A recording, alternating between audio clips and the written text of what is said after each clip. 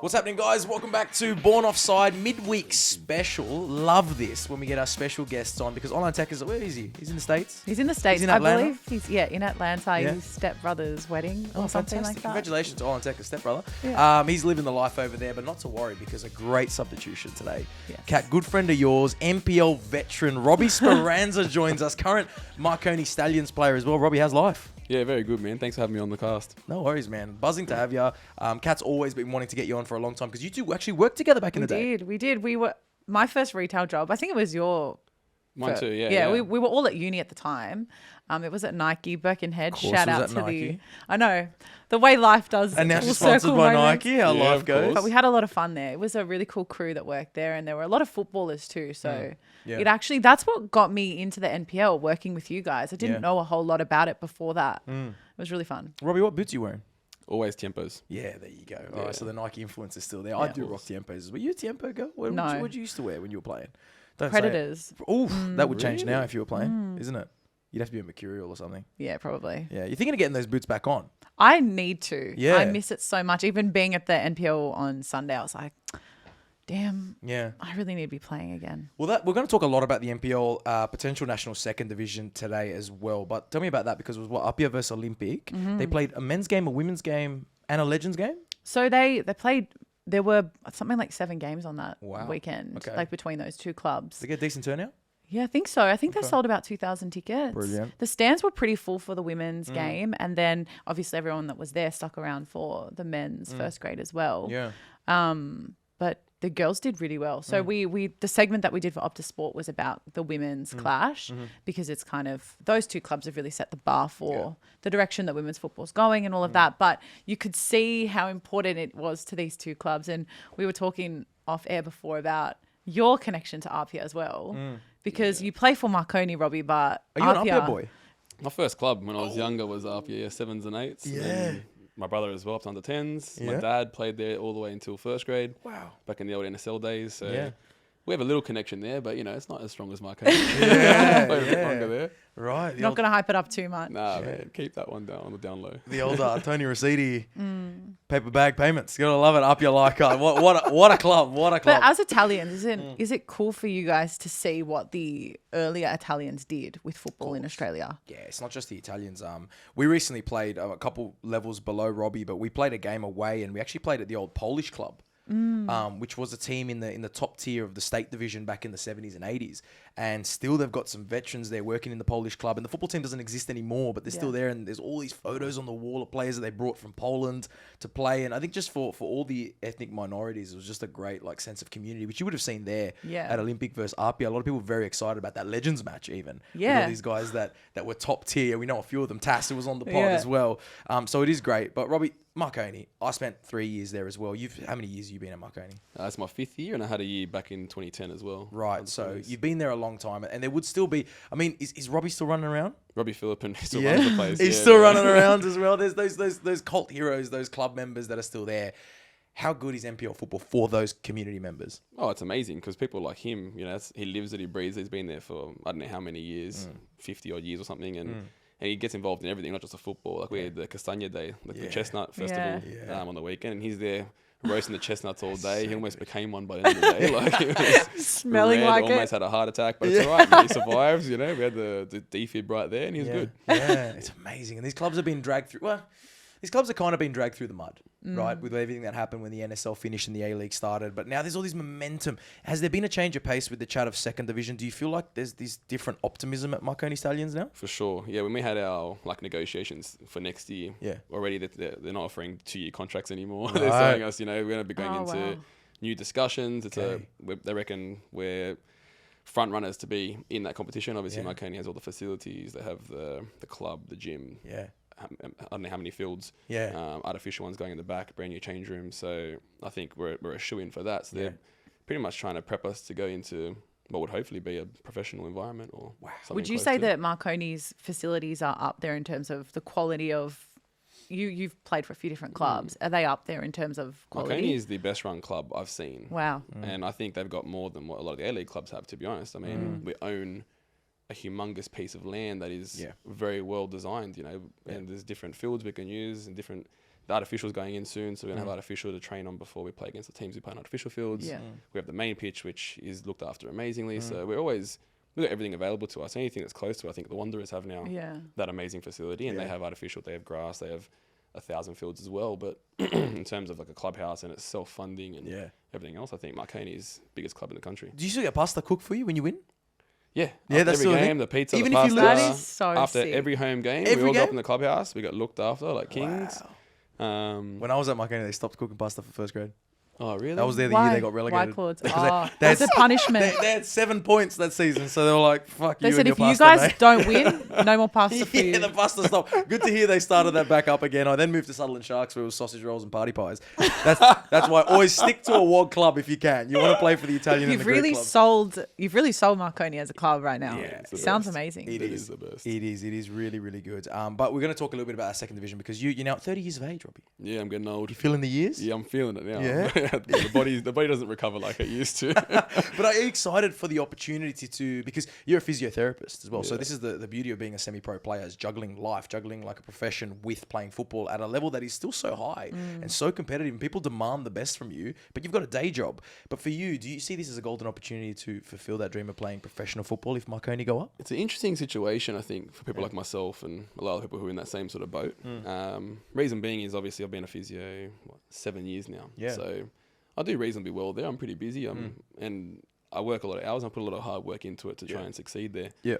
So if the football was to come along and be full time as such, you have to start juggling. Like, is it worth my time? I've got a wife and a family and a mortgage. Yeah. You know, and at the moment I have a lifestyle that I can support. And if they're going to change it and say, you know, you're going to come here, but we're going to pay you this much, and it's going to be a big detriment, well then You can't do it. yeah, it might be a little bit of movement. I don't know. We'll see. Yeah. Got to try and juggle what. That's what another they can side offer. of it, isn't it? Like is for another all the side of it. conversations we've had about the second league or the second division, you don't really think about how disjointed like the lifestyle can be when something like that comes in. There's a lot of young talented guys I think will definitely take advantage of that. Yes. You know, because As they it means should. they can be professional. At the moment, the way it goes, you have 12 A-League clubs. 12, is that right?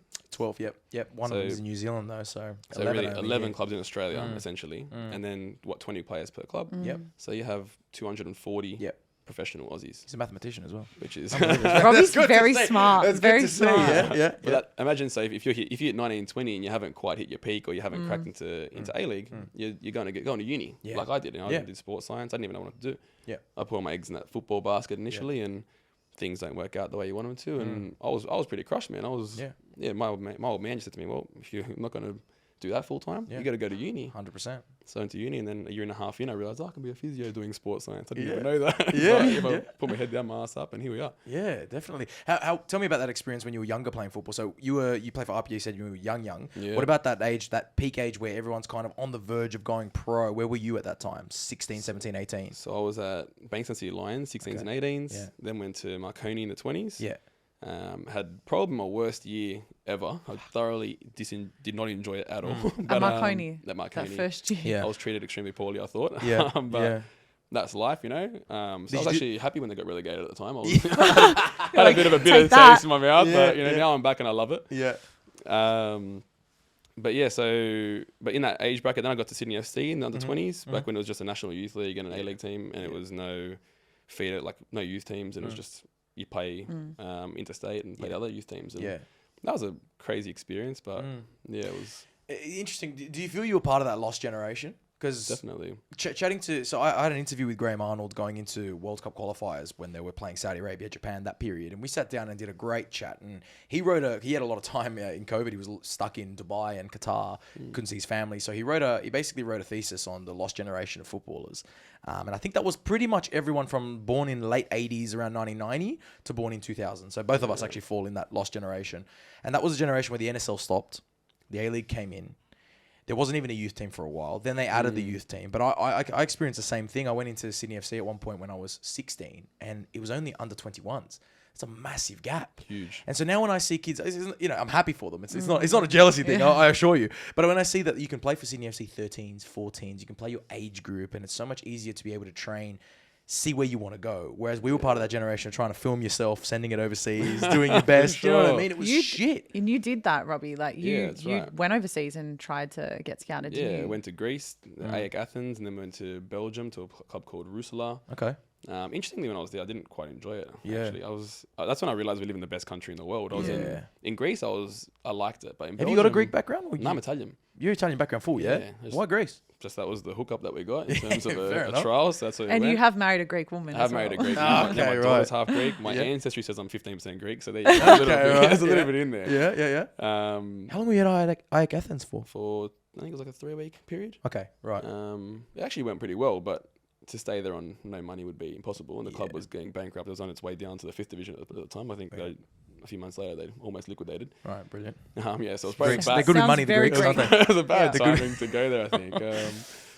But yeah, so I did that, and then that's when I realized, man, I'd rather live in Australia than in Belgium, where it was cold and cobblestone floors and everyone on the bicycles and stuff. I was like, man, no on beaches and like my nonna's cooking. So I was like, there's no way I can live here. So that's when I binned that idea and thought I'll try and focus on the Aussie pathway. And then that was pretty much like, it'd be like picking an all-stars team in the NBA sort of thing, or a Galacticos, just invited people to a trial who was the better players. And then I think we had an 11-a-side game at Macquarie back in the day. And there was 22 players trialing, and then they picked 16, and the rest became train-ons. I remember that. And that was, I went through that exact same all the coaches were all lined up on the sides, like 10 of them just sitting there. Who was with coaching their at the notepads. time?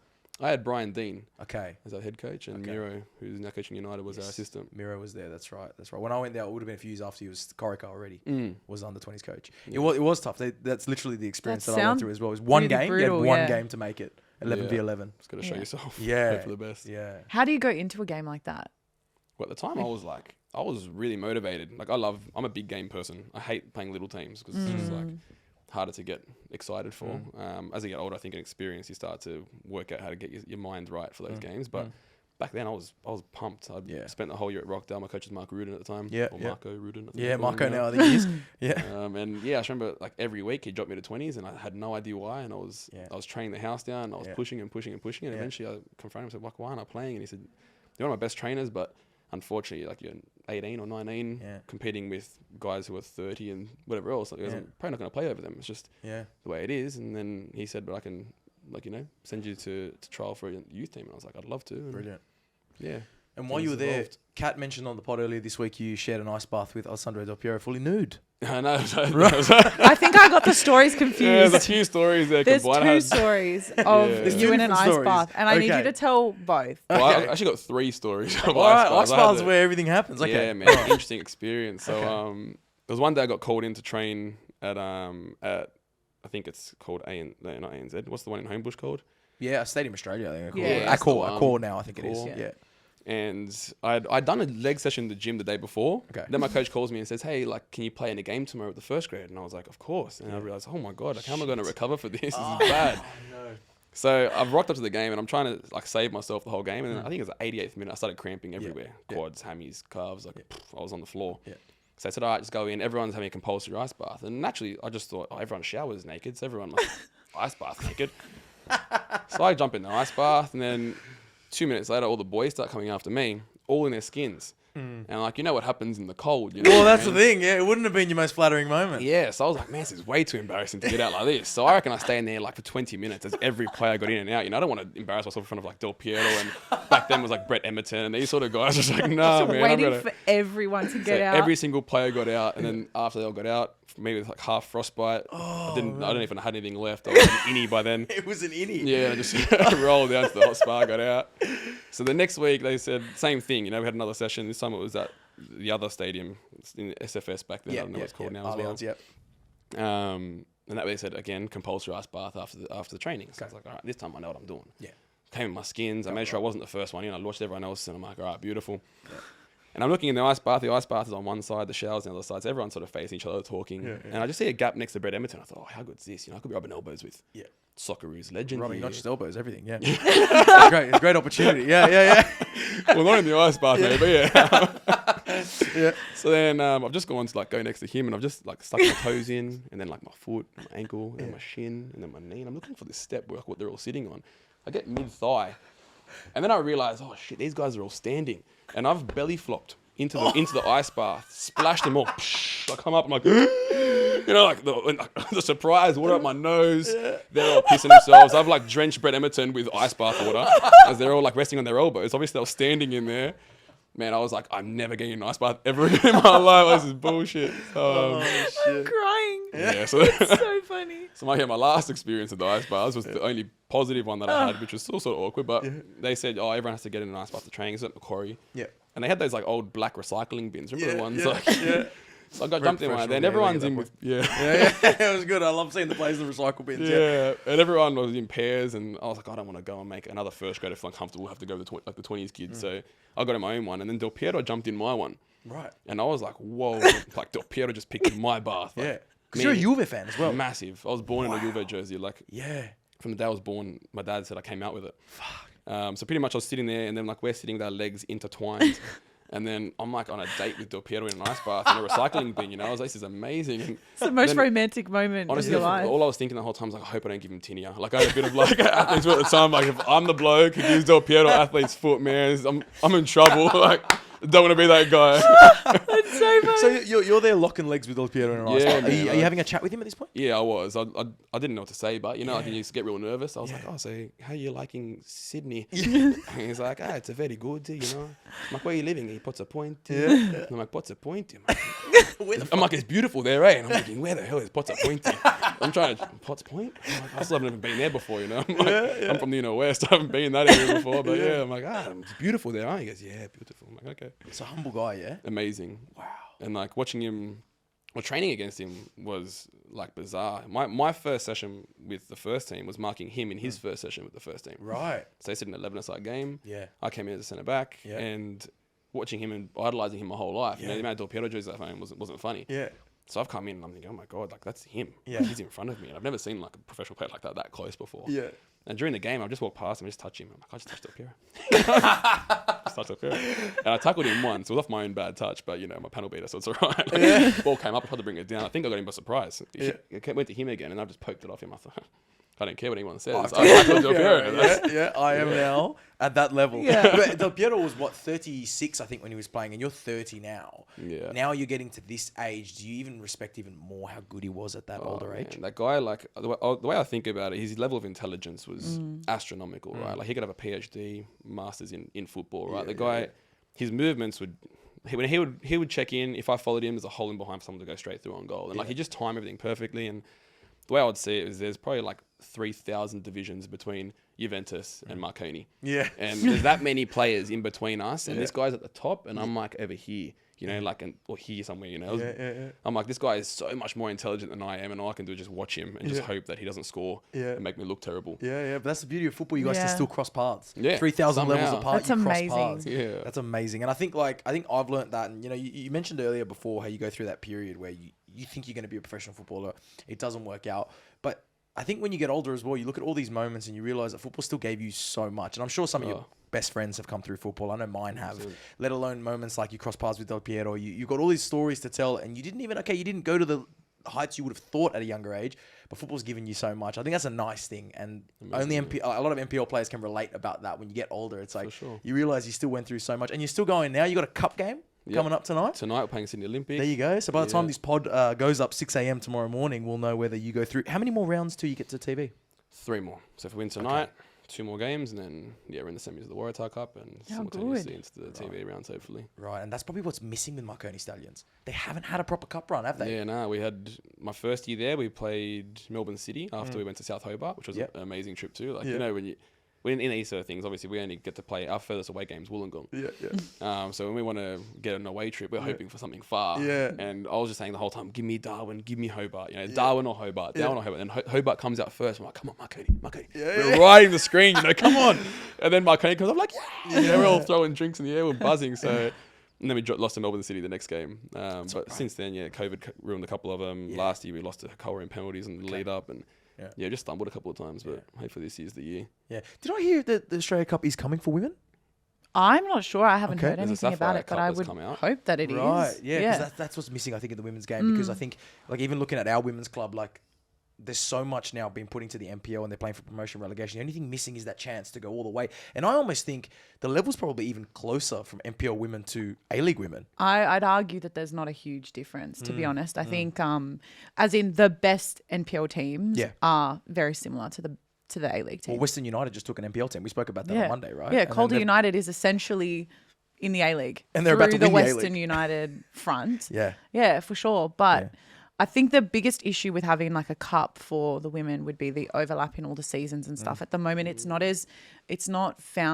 created the way that the men's game has been. They need to kind of and the tweak players all are of those shared, things. right? Yeah, A lot exactly. of girls go there. So Well, there's a lot of like half of RPR are like Sydney FC girls. Yeah, so that'd be hard to somehow maneuver. Yeah. Yeah, I don't know how they would get around that, but it would be great to see. Yeah, it would be very good to see. But I'd love to see it. I'd love to see a Marconi run. I do have a soft spot for Marconi. We'd love to see you guys go far in it. I did also spend a long time at Sydney Olympic, but hey, don't worry about the Greeks. We'd rather the Italians win that. We're both wearing Italian jerseys today as well. Tell me, Robbie, as a physio, does that make, like, you're still going strong? Yeah, I know you're saying you feel sore for a few days, but I know how hard it is to play semi-pro football when you have a full-time job. As a physio, does that help you as a professional footballer? Do you think the reason you can still go well into your 30s is because of everything you learned from over there? Massively. Like, for management of my body, you know, if I have a little tweak, something sore, something here or there, I know how to manage diagnosis. straight away. It's just funny you say diagnosis. A few years ago, I rolled my ankle and I felt a crack in my bone, and I was hobbling around and I'm like, oh, I can't come off, you know, they need me, I think, I hope. Yeah. And the coach was like, what's wrong? And I'm like, oh, I think I just fractured the base of my 5th metatarsal. And He's just like, what? And all our coaches were like, what? And then only the physio's jaw dropped and he goes, what are you doing out there? And I'm like, oh, I don't know, it may have just like adjusted, like hopefully it's just like a little crack. And I'm hobbling and it's getting worse. And I'm like, oh, Jesus Christ, I can't run anymore, I gotta come off. But so diagnosing yourself can be good and bad, you know, because sometimes like ignorance is bliss. Like if you don't know what's going on, just keep playing on or ignore it. But generally speaking, I know if something's pulled up or why it's happened, and I can address my causes. And I just have to manage my body a lot better now. Do your teammates come to you for a second opinion when the physio says it's one thing and you're like, we'll talk. So every now and then they do, because you know if the physio says I'll go out for 3 or 4 weeks, like, oh no, man, I can't afford 3 or 4 weeks. Like, can you make it 2? And I'll be like, eh. So with our team, like, we have a really good physio, so I respect him a lot, and I always tell the boys, I don't want to see you. Go talk to him. Like, if you want some panel beating, I hope.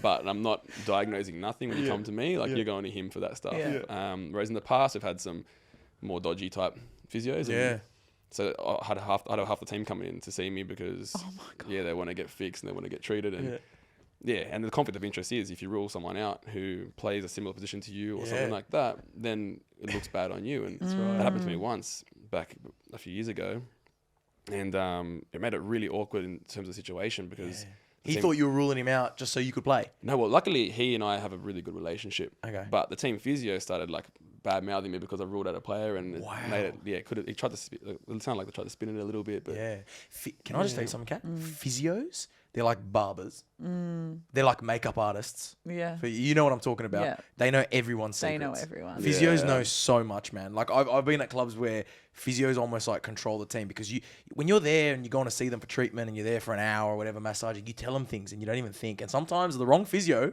can fuck you over. Can like the information. It happens, because people just feel comfortable with it. I mean, this guy's rubbing between your crotch. You feel quite comfortable at that point. I'd imagine. You know what I mean? It's like you felt everything. I mean, I may as well tell you my secrets. Have a good chat before he starts rubbing Exactly. Take me to dinner first. Yeah. But, that's what I tell physio every time he treats me. I say, look, you're not ruling me out, but I have this, and this. Yes. I'm like, because if you rule me out, I'm not listening. I'm still playing. Like, exactly. I'll rule myself out if I can't play. Yeah. Are you your brother's physio? Yeah, but he's 31. Yeah. Had one injury in his whole life. Knock on wood. He missed, touch wood. He literally had a little groin strain, which put him out for 4 days this year. And I think he rolled an ankle once, maybe 10 years ago, stepping in a hole. Just built different. Good Stepping in a hole. Yeah, Rockdale. And the old grass pitch used to be horrendous, but the artificial is good now. Yeah. And he's a PE teacher, right? PE teacher. Yeah. He also does coaching on his platform, Draw Football. Look it up on his Instagram. Look that up, definitely. But yeah, I think, I actually was talking about it yesterday. The guy sleeps ridiculous hours. Like I think 10 to 11 hours per night. I called him at 7:45 last night. He's whispering, hey bro, what's up? Right. And I'm going, bro, like, what's wrong with you? Like, Is that the why key, are you though? whispering? Is that why he doesn't get I'm like, injured? is your son asleep? And he goes, nah, like, we're all asleep. I'm like, we're all asleep? It's 7:45, bro. Like, TV's just starting now. Good shows are coming on. Yeah. But, well, that's the thing. Like, sleep is the best recovery there is. Yeah. And I think everyone's, like, so harped on, I want to get the most out of my hours of my day. Yeah. And, you know, like, for example, if I go to bed at 8, I can't foam roll and ice and do all the treatment that I can do. Yeah. But sleeping outweighs all of that. Right. So if you can sleep 10 hours, 11 hours a night, That's it. these guys get better. Like Ronaldo has like, I don't know how many naps a day. He does, right? Yeah, he's got like some ridiculous napping schedule because I love he this. knows Is it great recovers. because I've always needed a reason to justify having having a random nap. right? Being like, you know, I had a nap before the podcast on Monday. You are a napper. You stepped upstairs. I didn't you? need a nap here and there. I'm big on the I've never been. siesta approach to life. I on it. I have like 4-minute naps sometimes at work. If I have, Can you talk me through a 4-minute nap? Is that So like the Navy literally- SEALs nap where like you... like my eyes are like You raise your feeling heavy, legs. I'm tired, and I finish with a patient at 11:55. The next one's at 12. I put my alarm at 11:59. I just drop on the bed. Sleep 11:59. Beep, beep, beep, beep. I come up and I'm like, all right, beautiful, man. I'm fresh. Let's do it. And you feel better? I feel better. From 4 I've done it minutes? plenty of times. Like before we played Mariners a few years ago at Blacktown, we beat them 3-2 in the FA Cup. I remember that game, yeah. Yep, same thing. I went to pick up my brother from the Seven Hills train station. Yeah. And I was there at 5:52. His train came at 5:59. Sleep. Seat back. Out. 6 Wow. minutes. Came back. I was fresh as and before I was tired from my day at work. So something's going on. Fuck, there you go. That's impressive. There you go. That's how you beat an A-League opposition. James Andrew double that day? Yes. Hey. No. That day was Gibbsy double, Okay. and my brother got one. Okay. Jimmy scored 2 against Wanderers. Against Wanderers. Yeah. I remember that. You guys went on a bit of a run there with Blacktown Yeah. City. I'm trying to figure out if we would have played against each other, I think, for sure. I remember playing against you guys when you had a very good team. I think you might have won the league. Sutherland, Blacktown at Lily Holmes. Pissing down rain. I remember the game. Do you remember that game? Was it like 3-2 or 4-3 or something? Something was like it that. A high scorer? And We came it was back high late? scoring. You guys scored late. I think Paddy Antelmi hit it from outside the box posting. Yes. I remember the one. Fucking shit. Fuck these guys. They were a good team. I remember you guys were always such a The good day team. before that, Paddy had played in a tournament with my brother. Like a Oh, don't a tell me Neymar- that. So he was tired as well. It was a Neymar junior tournament. The winners go to Brazil. Yes. And Yes. Crito got the coach at the time caught wind of it apparently, and then he was ready to unleash on them. Yeah. If they didn't perform well. And then lucky Paddy scores a bomb. Yeah. No one spoke of it again, but it was bad news. He's like, fine, you got through that one. Yeah. Wow. Meanwhile, we were struggling for relegation. These guys were laughing high at the top of the table. Pricks, Blacktown. Always good. I don't know what it is about Blacktown. Always a good side. A couple of storylines in world football, actually, we should touch on. The first one is Wrexham, of course, now are promoted. Wrexham play in the 5th division. Does this show you that football, it doesn't matter if it's not the top tier. And this is probably a reason why a lot of you guys should head down to your local clubs, go watch MPL, even below it, because these guys are in 5th tier and the whole world is paying attention to them. Now, apparently, Gareth Bale might come out of retirement and play for them. Does this just show you that, like, even at your level, even lower levels, there's so many stories to be I told? like how you looked my way at lower levels. That was cute. What do you play? Strathfield? What is that? Yeah, but you've seen me play. Katie scores bangers. The fact that you I don't call know it if you've ever Katie, watched I it. love. That's how Sorry. you. That's I how love you it. know. No, I love it That's because- how you know he's known me that long. Because you always say OG. the OG people call you OG Katie. people know me as Katie. Yeah. Katie. Yeah. Sorry, so Kat, her dad, she used to score bombs back Yeah? in the day. Yeah, man. I have like Thank you videos so of much, it on Robbie. like my phone. Yeah? Yeah, like free kicks from 35 out in the Oh, grand bullshit. finals I and need stuff. to- I'm You I have need them to on see your this. phone. I need to Rockets. see, yeah. Yeah. I need to see this. There you go. Maybe if everyone gives us a thumbs up, Robbie will disclose. I'll I don't find it on believe my it. Snapchat. I don't believe it. AI can create anything nowadays. I don't believe it. I No, don't trust believe me, it. the quality of these Snapchat videos, you know that they're old. Brilliant, absolutely brilliant. It's good to see. It's hopefully Gareth Bale does link up with him. He's only been retired less than a year, so let's see how that goes. His old club, Real Madrid. Do you know what they're paying $10,000 a month on? Fines. No, they're paying $10,000 a month on Twitter verification. Oh, that's embarrassing, isn't it? So are you Is that verified because on no socials? one- Would you pay for your verification? Not for 10 Gs. No. Someone told me Ad, 50 what are bucks. your No, thoughts? exactly. $50 for it. Yeah, Exactly. but what are your thoughts on how the day that anyone could start getting verification, all of a sudden these blue ticks start popping up everywhere? And I'm like, we do know that you are That now you're paying paying for it. a monthly fee Yeah. to have a blue tick next to your name. Yeah, and it hurts because me and Olan, have you met Olan before? I have. We came and trialed at Marconi once back in the day. I actually remember him telling But you me didn't about pick that him up? trial. Well, he was a big unit. Yeah. It's a big unit, but I think maybe he wasn't as athletic possibly as Right. nobody probably could have been. I think he was a bit unfit at the time because it was like pre-season. Yeah, and yeah. I think we also had a lot of centre backs at the time, so I'm going to give it to him. yeah. I'm going to give it to him. That's all you needed to say, Robbie. I just remember him being like a big horse of a human, you know. I was like, oh, He's this a guy's big lad. That's the big one thing boy. people always say when they meet him, that he's so much bigger than they expected. He's a Yeah. big lad. Loves a diag. He really has to suit the system. But we love Olan. Look, Olan got verified, and I got verified very close apart. And then about 2 weeks after, they announced that you could pay for verification. And we were spewing because we were like, everyone's going to think we fucking paid for it. No, you got it. You got it just before. Just before. I feel like you got away with it. Yeah, but who knows? You know, So now do you have to pay your monthly subscriptions? Or you're sweet. No, you don't have to pay if you got it before. you I'm Good. sure Insta's still verifying people who qualified, Yeah, but anyone can now have it. But on Twitter, you have to pay no matter what. You have to pay. So Real Madrid pay for their own in every language because they have like a Spanish account, an English account, whatever, and they pay for every player's verification in the first team and second team and stuff. So that's why they're paying $10,000. Is it $10,000 worth it? I think it's $10,000 a month. Yeah, $10,000 Probably a month cumulative. in verification. I'm sure Fiorentino Perez can afford it. I mean, they're all bribing referees. That's what's going on over there. And it's true. Producer Shapes, don't laugh at me. This is Barcelona and Real Madrid are both This accusing. is such a shambles over there. Yeah. This video that they posted Yeah. was claiming that. So Barca come out and say, Joan Laporta, the head of Barca, comes out and says, we only had to investigate the referee decisions because things have historically gone Real Madrid's way. Then Real Madrid come out with this Spanish video explaining that former dictator of Spain, who was openly not a fan of Catalan people, Franco, was actually like a big fan of Barcelona, and that therefore a lot of decisions like would have gone their way. Like they were insinuating that. They're both dogs. Let's be real. Like just I hate Barca like and Real. Spanish history would suggest that Franco wasn't a big fan of the Barcelona region or team or any of that. Yes. Well, everyone does say that Real Madrid robbed a few things. I mean, those European Cups, the first 5 European Cups, they just qualified directly for the final. They had to play one game to win it. But hey, look, Anyway. great club anyway. Probably both of them have bribed referees. Now, speaking of bribing referees, you're a Juventus fan. Whoa. Good That segue. get linked in, man. Right. Well, my first question when I saw Robbie was 15 points. How are you feeling? Yeah, you got your 15 points back. Yeah, well, we got burgled of them initially, right? Yeah, And okay. Is that what obvious- you call it? Yeah. Of course, Yeah, yeah. it's our points, you know. You Yeah. win games. Same, we got burgled of a Scudetto or a couple there, you know. Like they're still ours, yeah.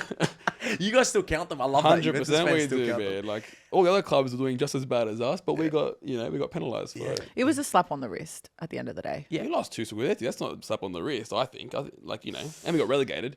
Yeah, there I were. had to watch Del Piero play in the Serie B for a year. Yeah, then you got to And meet him. Buffon and Nedved, and yeah. Yeah, there you go. That's right, It all comes full circle. I've met a Serie B player before. To be fair, but I do think the most recent robbery did happen to Juventus on the weekend. Did you see that game against Napoli? I haven't seen all the highlights yet, but I saw there's a challenge where we won the ball. Yes. So Juventus scored, should have won the game. They scored 1-0. And I'm happy that Napoli are winning the league. It's fantastic for them. Yeah. But Juventus should have won that game. Di Maria scores. They pull it back for a foul, all the way back for a tackle on Lobotka, which I think won the ball. Napoli go on to win the game. Robbie, do you think you'd be able to manage playing football with VAR? Because I know how ridiculously rough the MPL is, and there's jabs in the back, and there's all these dirty things. Would you be able to play with VAR? And you were saying before that you like to go and look at your stats and see 0 fouls, that kind of thing. Yeah. So we do get a lot of stats in our games too, Yeah. like Instat. So we get reports every week telling you how many passes you make, how many are successful, how many challenges you win, and always how many fouls you get, how many you give away. I don't think we'd survive. Yeah. We do a lot of shonky things on the field, man. It's You true. get away with it. So Yeah. if VAR was around, I don't know. I think everyone would be a lot more careful, a lot more on eggshells. Yeah. But the other thing is, like, I think the hard thing about it is the referee has to show their face. The VAR doesn't, so no one really knows what's going on back there. Like, it's true. I'm going to say something controversial here. The World Cup was rigged. There you go. Messi, Wow. five pens in the first half hour of 5 of the 7 games. I think there's something going on there. Wow. Qatar, own PSG. That's their boy. Okay. I think there's something going on. Right. You heard it here first. And the two PSG golden boys of Messi and Mbappe both play in the final. 100%.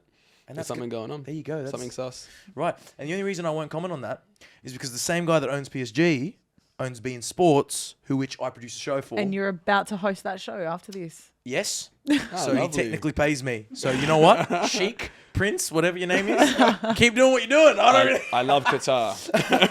I like Qatar. Visit Qatar. Actually, that's our sponsor for today. Yeah, there you go. And speaking of, if you like to travel to Doha, it's a beautiful place. You can go camel riding and you can go... Look, nonetheless, let's be real. Football does have a dark past. You only have to read back a little bit to see all the controversies that have happened in football. They also say World Cup '98 was rigged with Ronaldo getting sick before the final. It is quite interesting. I guess corruption and football is never too far away from each other. We spoke earlier on the pod on Monday. We spoke to a Newcastle super fan, right? And we asked him how long he would give up sex to see Newcastle lift the Champions League, right? He said he would comfortably, he's been in a long-term relationship, been with his girlfriend almost 10 years. He said he would comfortably go 3 years of absolutely nothing to see Newcastle win the Champions League. Jesus Christ. Now, Juve just made their 22nd UEFA semi-final. You know that? More than any other Italian wild. team. I didn't know. But they always fuck it up at that point. They've only ever always won choke. 2. They always choke it at that point. It's the worst. What would you be willing to give up to see Juve win the Champions League? Are we talking about the same? It could be anything. It could be anything you want. offerings, You could be or- more creative. It could if be anything like. you want. Because I don't think I could give that up. To be honest. I don't know. I couldn't either. I mean, I love football, but not that much. I don't know, man. I really don't know. What's your favourite food? Chicken schnitzel. Chicken schnitzel? Could you not eat chicken schnitzel for 3 years to see Juve lift the Champions League in 26? I'd cop it. I'd cop Yeah. it for the lads. You'd cop it. There's a bigger, it's a bigger cause, Yeah. There's a bigger cause I can do it. It's like I have my superstitions before a game that I Yeah. do, and I think, you know what, I'm going to do this, and it's going to help the team win. Yeah. So I wear my Maldini socks because we aren't going to concede I'm going to win today. And You play like Maldini if you wear Maldini that's socks. right. And I have all these little things, and I go, if I do this, like it's for the boys, it's not Yeah. for me. Like Yeah. I have to make sure I do this. Bigger for them. picture. Yeah. Okay. Do you do that when you're watching Juve as well? Do you stay in the same spot if they're winning or something like that? Sometimes depends. Like if I I think it was like jerseys. If I put Okay. the wrong jersey on, they wouldn't do well. That goes with Liverpool as well. Go for Liverpool in the EPL. So like I have to wear the right jersey on the right Don't occasion. yuck and that. Disgusting. Disrespectful. Hey. Isn't there a golden rule you can't go for Juventus and Liverpool? Nah, man. Like Juventus is my club. Yeah. But Liverpool I chose because, well, when I was younger, I just didn't really have an EPL team, but EPL was always shoved in our face here. So Yeah. I sort of like Chelsea because of Zola and the Yeah. Italian influence there. And then they got all the money and they started buying all these players. You And lost the love. And one day I watched them play Liverpool. And I just watched Gerrard destroy a team of Galacticos on his own. And I was like, man, this guy's unbelievable. He's pinging 40-yard balls and sprinting to get the return pass and turning. And he was just bossing everyone, made them all look stupid. I'm like, man, how good is this guy? And I felt my insides change. You know? I felt like Rocky IV. Like, if I can change, you can change. Get a Rocky. You can do it, Rocky. Everybody can change. So I was like, I'm changed. Like, I don't go for this team. Like, my insides aren't going for them. I'm going for Gerrard. So I just became a Gerrard fan for a couple of years. And then eventually, That's mad. I was like, you know what? I have to go for Liverpool to make Gerrard happy. Okay. So I care about his feelings. It's for the boys again. Yeah, so It it's was about for the the boys. boys. Yeah, man, it's always about the boys. So I was there like, I'm going to go for them because if they win, he's happy, even if he's injured, It still keeps him happy and makes him a happier guy. I love yeah. that. There you go. There I you know. go. Robbie Speranza. I influencing really with Billy relate Conroy. with that like superstitious element though. Like when something works, you just stick with it. Yeah. It's crazy how it takes over the mind. What's though. the weirdest superstition? Like, what's the weirdest thing you've done? Oh no, I have so many weird Yeah? superstition things. Like, Even now you work in media, do you do superstitious stuff? probably actually no, like not so much like Okay. leading into like a job or something. Okay. But like if I'm emceeing something, because I get really nervous for MC jobs. Right. Because you're live and people are watching you and you don't want to fuck up. There are like things that I will do, but whether it's they're more OCD things. Like I have to do certain things in order to do well that day. Right. Interesting. Yeah. Yeah. Okay. What's the most ridiculous one you have? Is it the socks? Because I don't think that's that bad. I have to do a sign of the cross while I'm during my urination before a game. Doing it in there while I'm pissing. Yeah, man. No one knows about that, but whoa, everyone calm down, right? Wasn't that funny? I just thought like That's one of my bad ones. I just thought sign of the cross before you play is so common. So Yeah, but I I was do about it- to say that's so normal, but while you're peeing, While the pee's still coming out, I have to finish it before I finish the piss too. Like it's during, it's mid. So I'm like, Why? don't What do you- spill while you're going. I'm trying to keep it all in. Other hand's going. I'm like, all right, sweet, we're good. I don't know, man. I don't know why. I just did it once and it worked, and it happens sign of the every cross time. while you're peeing. So That's all you interesting. need is to win once based off of Pretty that, much. and the you're other one stuck that with it. I used to do is I used to Snapchat my face while I was doing a number 2 before every game, and I sent it to all the boys. Oh my, just your face? Yeah, it's my face. So I was like veins and stuff, I just I forcing was it trying out. to make High protein I'm diet. trying to get volume for the lads, and then this year I did it, and the week I did it, we lost. Okay. So I've been that tradition for now, and then if we lose again at some point, then I'll probably bring it back, and then If you have me on Snapchat, I'll send it to you. Well, I don't know if I want to add you now. I was hoping, to get nice scenery. I don't want to get you Guys taking get shit. compilations, man. They don't check the Snapchat for 5 weeks, and they're like, bro, what the hell? Like, It's just you shitting. It's back to back, yeah. Wow. Back to back shit faces. Shit face. Yeah. What is your shit? What's your shit face, Kat? I'm not doing that. No, do you go serious when you shit? We're not doing I visited that. my mate's baby, just had a newborn baby, and while I was holding him, he had this serious face on. I was like, why is he looking so serious? Like, bro, he's taking a shit in your arms right now. Like, baby. You made him feel so safe. He could just shit in your arms. Comfortable. Exactly Yeah. right. Exactly right. Anyway, we've taken a turn. have. It's been an amazing chat. Before I let you go, though, I want to get your predictions because obviously you're a football nut as well as being a fantastic player. You know your football. So at this point, we've got 2 Italian teams left in the Champions League. Are any of them going to win? Who's going to win the Champions League?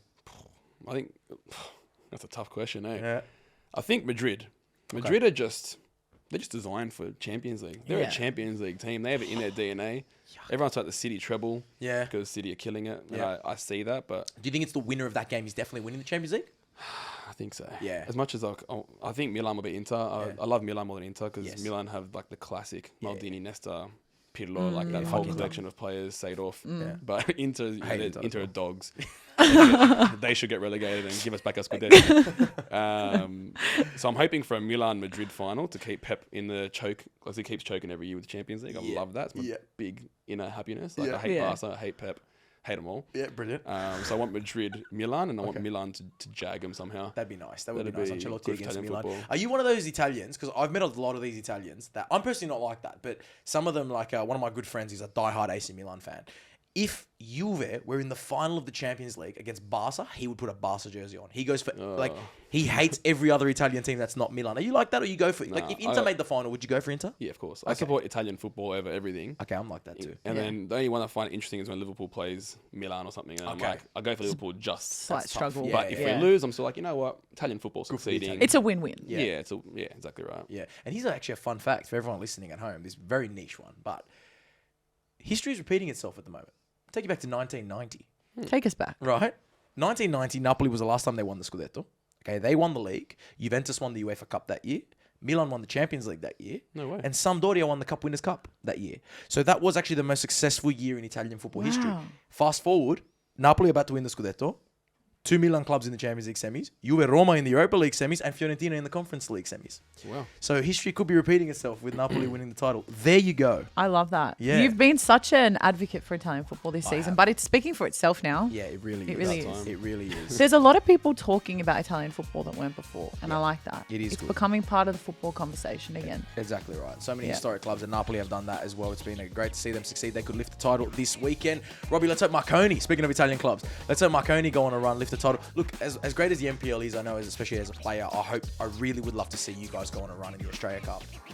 Something similar to what Sydney United did, because it'd be so good to see Marconi go deep in it. So best of luck for your match tonight. Thanks so much for joining us here on the pod. It's been awesome. Thanks for having me. Thanks for joining us.